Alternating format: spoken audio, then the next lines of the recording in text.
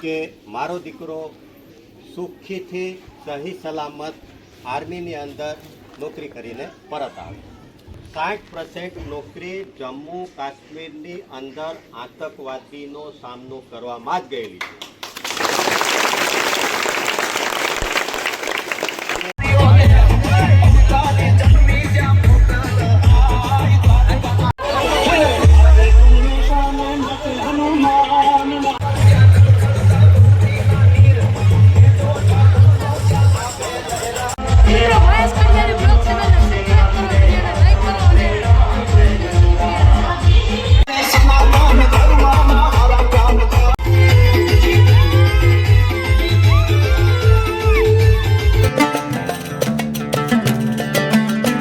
જય મુગલ ડાયરાના આજના નવા વિડીયોમાં તમારું બધાનું દિલથી સ્વાગત છે.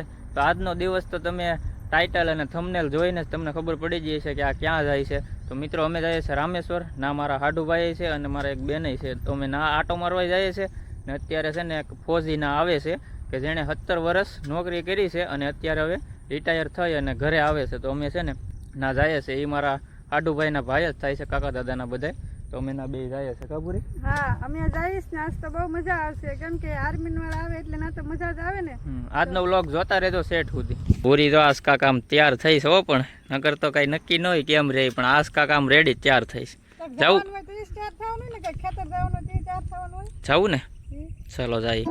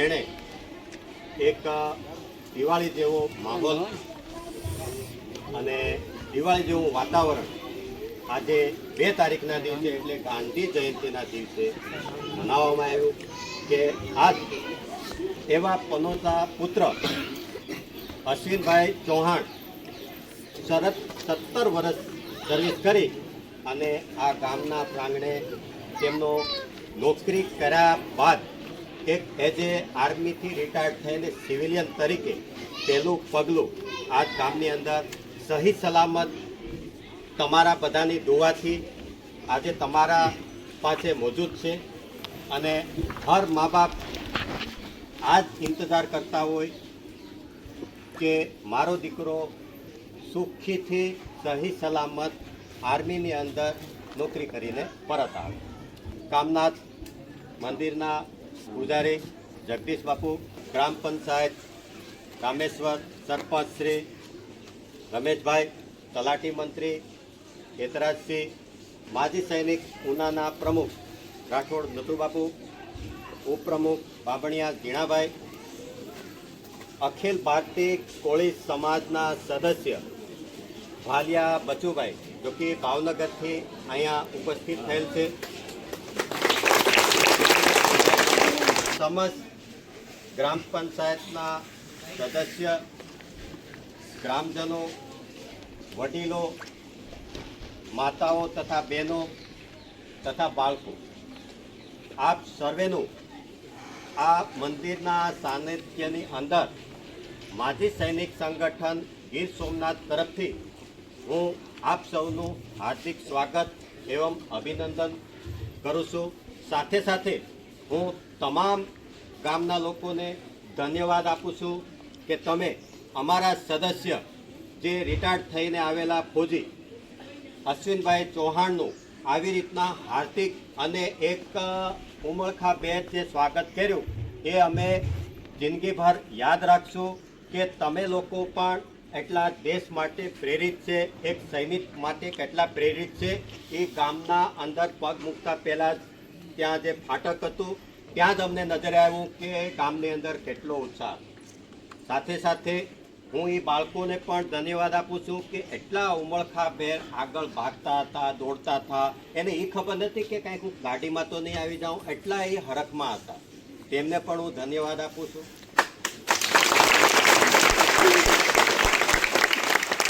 હવે આપણે ચૌહાણ પરિવારનો પણ હું ધન્યવાદ આપું છું કે તેણે તેમના પનોતા પુત્રને, લાડકા પુત્રને, કે જેણે ફૌજની અંદર, સેનાની અંદર ભરતી થવા માટે પ્રેરિત કર્યા, તૈયારી કરાવી અને તેમને 2007ની અંદર ભરતી માટે ભાઈને ટ્રેનિંગની અંદર મોકલેલા.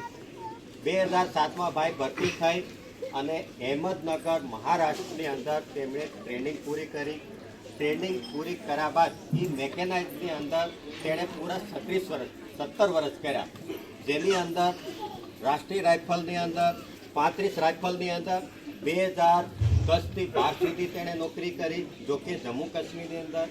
તે પછી તેણે 12 રાઇફલ રાજરીતની અંદર 2018થી 21 3 વર્ષ તે પણ જેટલી રાષ્ટ્રીય રાઇફલ છે એ બધી જમ્મુ કાશ્મીરની અંદર જ છે.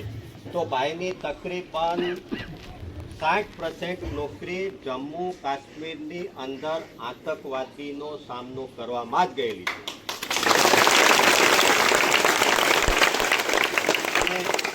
તમને લોકોને અમે આમાં શું છે કે અમે રાજકારણથી કોઈ પ્રેરિત નથી કે અમે ભાષણ પ્રદર્શન કરવામાં અમને ઉત્સાહિત છે, પણ જે સૈનિક અમારો અહીં ઉપસ્થિત છે તેની કામયાબી એક સૈનિક સિવાય બીજો કોઈ તમને બતાવી શકે છે. તો ભાઈશ્રીએ જમ્મુ કાશ્મીરની અંદર આતંકવાદીનો સામનો કરતા એટલા વર્ષ કાઢ્યા હોય તે પણ સહી સલામત. બાકી તો તમે જમ્મુ કાશ્મીરનું નામ સાંભળો અને તમને એ પણ કહી દઉં કે ભાઈ કરતાં વિશેષ બલિદાન જો કોઈ આપ્યું હોય તો ભાઈના પરિવારે, તેમના ધર્મપત્નીએ અને તેમના બેન દીકરી જે કંઈ એના પરિવારથી ઇન્વોલ્વ હોય એણે બલિદાન આપ્યું. કે એના માઇન્ડમાં એક જ વસ્તુ હોય, ભાઈ ક્યાં છે તો કે જમ્મુ કાશ્મીર. ભાઈ ક્યાં છે? ટીવીમાં સમાચાર આવે આતંકવાદી ગળી ગયા, ઘૂસી ગયા, એટલા શહીદ થઈ ગયા, એટલા. મારા દીકરાનું નામ તો નથી ને આમાં, મારા ભાઈનું નામ તો નથી ને, મારા હસબન્ડનું નામ તો નથી ને. એક જ વર્ડ ઊભો હોય. જ્યારે આ ભાઈનો ફોન લાગતો નથી. હું કામ નથી લાગતો? નેટ ને બધી વસ્તુ બંધ થઈ ગઈ. એ પછી મારા જેવાને ફોન આવે કે સાહેબ 3 દિવસ થઈ ગયા, 4 દિવસ થઈ ગયા, ફોન નથી લાગતા. એટલે અમે પછી બીજાને કહીએ અને સરકારી ફોનથી ત્યાં કોન્ટેક્ટ કરાવી અને વાતચીત કરીએ કે ભાઈ સહી સલામત છે અને કાંઈ વાંધો નથી અને થોડા દિવસ માટે નેટ ને આ બધી વસ્તુ બંધ રાખવામાં આવેલ છે, પાછળથી તમને એ ભાઈ વાત કરી લેશે. તો આવી કપરી કસોટી ભાઈશ્રીના પરિવારે પણ ભોગવી છે. અને ખુશીની વાત તો એ જ છે, સૌથી આનંદની વાત કે સહી સલામત કોઈ પણ એક નખમાં પણ ખોટ નથી આવી અને સહી સલામત આપણે ભાઈ શ્રી અશ્વિનભાઈ અહીં ઉપસ્થિત.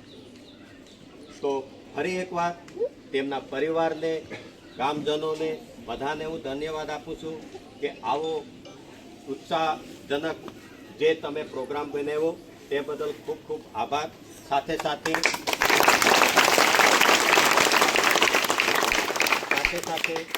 હું તમામ નવયુવાનને રિક્વેસ્ટ કરું કે જે પણ નવયુવાન ભરતી થવા માટે, અગ્નિવીર માટે જવા માટે, આઈટીબીપી, એસએસપી, બીપી, બીએસએફ જે કંઈ જવું હોય તેની તૈયારી કરવી હોય, માજી સૈનિક સંગઠન હંમેશા તે લોકો સાથે ઊભું છે. સાથે સાથે તે લોકોને એ પણ યાદ દેવડાવવા માગું છું કે તમે તમારા શરીરની અંદર મોત કે ત્રાજવા કે ગળામાં કે ક્યાંય એવો કોઈ ખોટા લફડામાં પડતા નહીં. કારણ કે એ જે દાગ તમને અત્યારે જે ઇમ્પ્રેસ બતાવશે, લોકોને સારો લાગશે. હું અત્યારે આ જગ્યાએ હોત, મહેરબાની કરી અને આવા લફડામાંથી જાગૃત થઈ તમારા મા બાપ તમને કઈ પરિસ્થિતિમાં ભણાવતા હોય, એક સમાજની અંદર કે ભાઈ આપણે તો કે પસાર કેવાથી પસાર છે, તમને 2 હાથ, પગ, આંખ, નાક બધી વસ્તુ વ્યવસ્થિત આપેલી છે. તમને ખાલી જરૂર હોય તો માર્ગદર્શનની છે. માર્ગદર્શન લઈ આગળ આવો. ભાઈ પેન્શન આવ્યા, પગાર પણ મળશે અને સાથે સાથે એને અત્યારથી જ કહી દીધું કે તમે પણ આગળ પરીક્ષાની તૈયારી કરો. ગવર્મેન્ટની અંદર અમારો 10%નો હક છે ગમે સર્વિસમાં ભાઈને પાછા નાખવા માટે. અમે લડવા માટે તૈયાર છીએ. તો આર્મીની નોકરી પ્લસ સાથે અહીં સિવિલ નોકરી માટે પણ ઓપ્શન છે. નટુ બાપુ છે એને એસબીઆઈમાં 2 પેન્શન લે. એસબીઆઈનું પેન્શન ચાલુ છે અને આર્મીનું પેન્શન ચાલુ છે. 17 વર્ષ આર્મીમાં કરી અને 30 વર્ષ કરી એસબીઆઈની અંદર.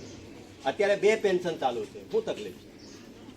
પણ એ એસબીઆઈની અંદર નોકરી ક્યાંથી મળી? જ્યારે એણે આર્મીની અંદર નોકરી કરી એના થકી મળી.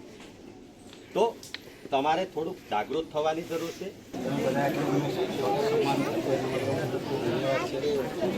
આભારી રહીશ. ખાસ વાત એ છે કે 17 વર્ષ નોકરી કરી, સહી સલામત જીવતા ઘરે આવી ગયા. નથી વધારે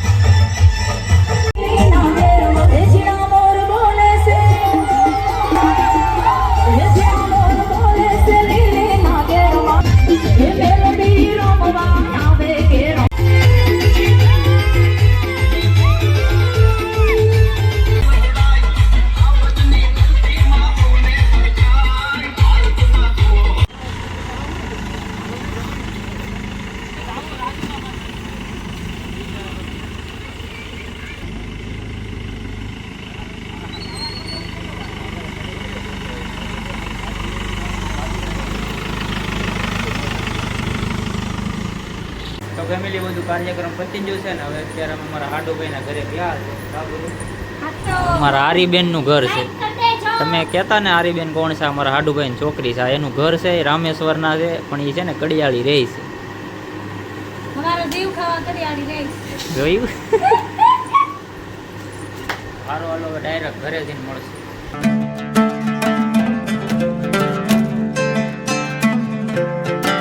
તો ફેમિલી ઘરે પૂગી જશે પણ તાળું મારીને વૈયા જશે. સાવી કાંઈ આપી? છાવી મારી માને ના મારા હાઉન ઘરે આપી છે વાટે એવી પછી થાકી જાય ને આજ તો. મજા આવી કે ન મજા આવી આજ? એકદમ ફર્સ્ટ ક્લાસ. લે ઇંગ્લિશ નથી બોલવું, આપણે ગુજરાતીમાં બોલો કાઠિયાવાડી કાકા. હવે ભાઈ અમે જો ઘરે પૂગી જશે. આજ બહુ મજા આવી પણ થાકી જા. થાકી જા ને પણ ગરમી કેટલી થાય તો.